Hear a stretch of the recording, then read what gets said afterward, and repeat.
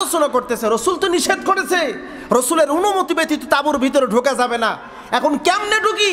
আলী ডাক দে বলে, আবু বকর, মনে হয় রসুল কাঁদতে কাঁদতে দুনিয়া থেকে বিদায় হয়ে গেছে। আবু বকর বলে, আলী রে, তুই সাক্ষী থাক, আমার রসুল যদি এই অবস্থায় ইন্তেকাল করে, আগামীকাল আমি আবু বকর এই 1000 কাফিরের বিরুদ্ধে আমি একাই তরবারি ধরব, যুদ্ধের ময়দানে শহীদ হব, আমি নিজেকে বাঁচায় রাখবো না। চিল্লা এখন একটু আল্লাহু আকবার। অনেক সময় এই গোয়েন্দা কিন্তু পাশে আছে।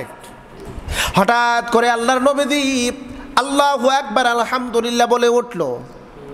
আবু বকর, খুশি হও রে, খুশি হও, আমার রব আমাকে সান্ত্বনা দিয়েছে এই মুহূর্তে।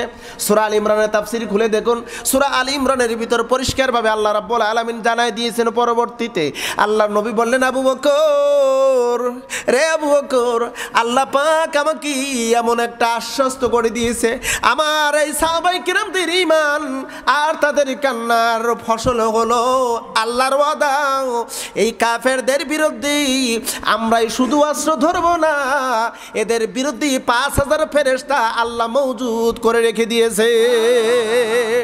3000 ফেরেশতা প্রথমে নামবে, আর 2000 ফেরেশতা রিজার্ভ রাখা হয়েছে আসমানে।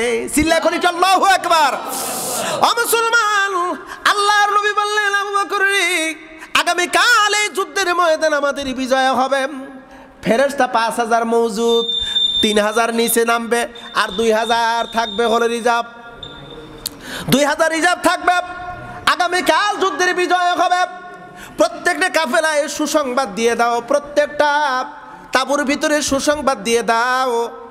এবার ওই গোয়েন্দা শুনছে, গোয়েন্দা শুনে আর দেরি করলো না, এক দৌড়ে আবু জাহেলের কাছে যা কয়, আবু জাহেল, তোমার আগের গোয়েন্দা যা বলেছে সব মিথ্যা বলেছে। আবু জাহেল কয়, আমি তো জানি ও মিথ্যাই বলছে, তুমি কি আনলা? বলে, সত্য কথা হলো আগামীকাল মোহাম্মদের আল্লাহ মোহাম্মদকে সংবাদ দিয়েছে আগামীকাল যুদ্ধে বিজয় হবে।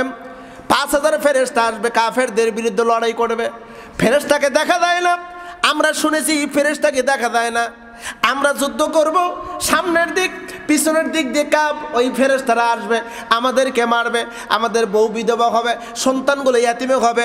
আবু জাহেল রে, না না, এই বদরের প্রান্তরে থাকা যাবে না, চলো চলো, বাট্টি বুট্টি বান্দি আর মক্কার দিকে রওনা দেই। আবু জাহেল বলছে, বোঝা শেষ, এরাও ধর। মুসলমান প্রিয় বন্ধুগণ, ইসলামকে জিন্দা রাখতে কি জিহাদের বিকল্প কোনো কিছু নাই। পরিশেষে পরের দিন যুদ্ধ সংগঠিত হলো, খণ্ডযুদ্ধ হলো। প্রাথমিক পর্যায়ে আমির হামজা আর হযরত আলী এই খণ্ডযুদ্ধে তারা বিজয় নিলেন। জোরে কন্যা একটি সুবহানাল্লাহ। এরপর সম্মিলিত যুদ্ধে মুসলমানদের বিজয় হলো। যুদ্ধ ব্যতীত, জিহাদ ব্যতীত ইসলামকে টিকে রাখার মতন কোনো অপশন নাই। আল্লাহ আমাদেরকে অন্তরের ভিতরে জিহাদি জজবা তৈরি করে দিক। সকল পড়ো আমিন। আখির দাওয়ানা আলহামদুলিল্লাহি রাব্বিল আলামিন। সারাকা সুন্নাত পড়ে নেই।